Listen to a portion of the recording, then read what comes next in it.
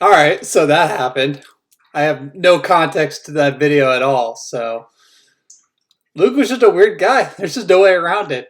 But without further ado, let's go into the Week 5 scores and the standings. So, alright, first up we got It Hurts versus Danimal Crackers.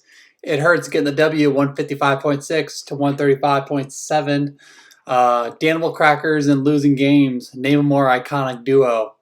I'm kidding. It's alright. You put up a good fight there, Highland. You had Tom Brady with 29.9. You had Ezekiel Elliott, the Ewok leader. I mean, come on. They look exactly alike. I mean, come on. And then Eckler getting you 22.3 until he hands the torch now to Melvin Gordon next week. And Cooper Kupp getting 26.7. So not too bad of a showing for you there, Highland, but just wasn't enough compared to Mr. Donnelly here with Matt Ryan getting 37.9, Michael Thomas getting 41.2, and Justin Tucker getting 16. So that puts him at 3-2, and that brings Danimal Crackers under 500. All right, next up we got Morning Chubb versus the Wizard of Hodge. Morning Chubb getting that W, 127.5 to 104.9. I mean, Crooks had 4 players combined get 2.4 points and still managed to get a W, with Russell Wilson getting 37.9 and Josh Jacobs getting 29.3 and Thielen getting 32. So heck of a showing there for Crooks. And meanwhile, Mr. Hajar ripping on Crooks for not picking up Mahomes when he only got 20.5 against Crooks. So not looking too good there, Mr. Hajar. And then Edelman getting 25. So sitting on that 2-game losing streak, Mr. Hajar be like, "This is not me, y'all. I'm fighting for my life. Y'all killing me with this. I gave y'all 30 years of my family." Eesh. Oh boy. Alright, let's go to the next one. Next up, we got Kelsey Grammer versus Flash's back. Kelsey Grammer just completely lighting up the scoreboard, 174 to 128.6. Flash's back. I mean, Phillip Rivers getting 4.1. That's not going to win you many games when your quarterback's getting that many points. But Allen Robinson did well with 28.7. Kittle did okay with 20.8. And then really other than that, your team wasn't doing too hot. And then meanwhile for Mr. Brown, Deshaun Watson lighting it up with 51.7. Philip Lindsay getting 24.7. Tyler Boyd getting 28.3. Gotta say I didn't see that one coming. And yeah, Mr. Brown sitting up over 500, and Mins is looking a little this. I mean, he kind of is. And you're still holding on to Antonio Brown. Maybe he'll make a comeback, but yeah, he probably won't. All right, on to the next one. All right, next up, we got the Sicilian Bakeover just laying an absolute beatdown to Team Abo, 209.1 to 82.5. This might be the biggest beating we've ever had in the history of this league. And I mean, to beat the founder and the prez, Team Abo, I mean, that's saying something. And especially after that win last week, Mr. Abendroth, I mean, I'm sorry. It is just the biggest beatdown we've seen in the history of the league. So it's just got to be reiterated. And Todd Gurley getting you 18.7, but really other than that, your team wasn't exactly helping you very much.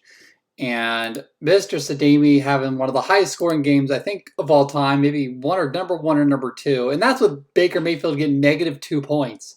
So well done by him. Aaron Jones getting 49.2, Amari Cooper getting 39.6, Chris Godwin getting 31.5, and of course, Christian McCaffrey was probably easily the best pick so far in the league with 47.7.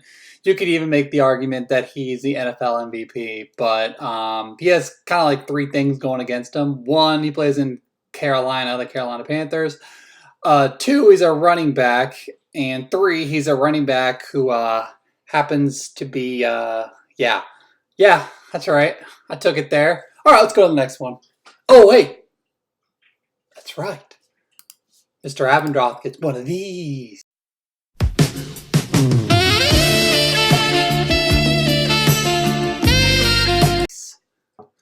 Now on to the next one. All right, last game we have I'll Just Go Luck Myself versus Turd Ferguson. I'll Just Go Luck Myself getting 161 to Turd Ferguson's 98. So there's been a lot of high scoring games. There's been a lot of low scoring games. So a lot of good old beatdowns this week. And Turd Ferguson, I mean, with the exception of Dalvin Cook and Leonard Fournette getting you a shit ton of points, I think they're both top 5 respectively in their position with 25.8 and 23.7 this week. No one else on your team really did particularly well. But for I'll Just Go Luck Myself, I mean, Dak Prescott getting 27.2. He's been pretty consistent all year. And then DJ Chark, who I think is like the dark horse pick of the year with 36.4. So heck of a job done by him. And then, of course, the 49ers D. Pressure from Boza, and it is intercepted by Richard Sherman. And there's the pressure again, and he goes down. Mayfield trying to get away, the ball comes loose, and the 40. Yeah, they're pretty surprising, too. A young offensive, defensive line, I should say. They are the number 1 D, and they're looking good. But anyway, on to the standings. Okay, we got the standings now. It's still early on, but yeah, that's my cat playing with their stupid toy there. We got Morning Chubb sitting there at 4-1, and then we got 6 teams at 3-2. So the Silly Bakeover, Kelsey Grammer, It Hurts, I'll Just Go Luck Myself, the Wizard of Oz, Turd Ferguson, all sitting at 3-2, and Danimal Crackers going to 2-3. And Team Abendroth going to slumping down to 1-4, and of course, Flash's back sitting in old PO land there at 0-5. But hey, you're still 3 games behind in the playoffs. There's still 8 games. You're 3 games behind to get out of the playoffs there, Mins. So you got 8 games left. So you got plenty of room to spare. And same with you, Abendroth, with 2 games behind. And everyone else is just a total crapshoot. So it's worse than that.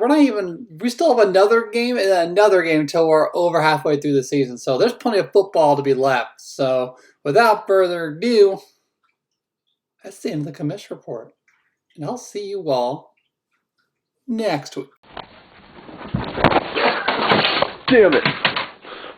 Luke's looking at pornography, and he is enjoying it. He's rather frisky right now. He doesn't prefer to talk. It's not. It says error. See? Can't load it. See, you can't load those type of things, Luke. You know.